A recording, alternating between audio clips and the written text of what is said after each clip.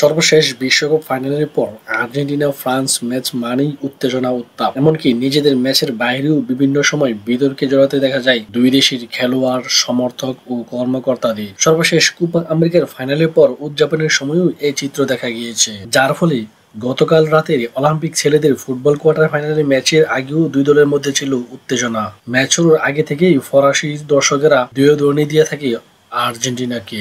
আর প্রতিশোধের ম্যাচে ফ্রান্সের কাছে 1-0 গোলে হেরে আর্জেন্টিনার বিদায়ের পর শেষ পর্যন্ত শুরু হয় সংঘর্ষ ও হাতাহাতিতে। শেষ বাজি বাজার পর উল্লাসে ফেটে পড়েন গ্যালারির দর্শকেরা। স্বাগতিক দর্শকদের সামনে উদযাপনে মেতে উঠে ফ্রান্সের খেলোয়াড়রাও।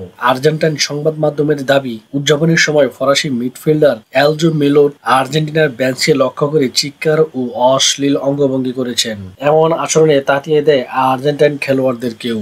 এরপরই শুরু হয় সংঘাত। তাতে খেলোয়াড়দের পাশাপাশি কোচ, কর্মকর্তারাও জড়িয়ে পড়েন। এবার মাঠের বাইরে দেখা যায় বিশৃঙ্খলা। পরে অবশ্য ফ্রান্সের খেলোয়াড়দের মাঠে ফিরে এসে দর্শকের সঙ্গে উদযাপন করেন।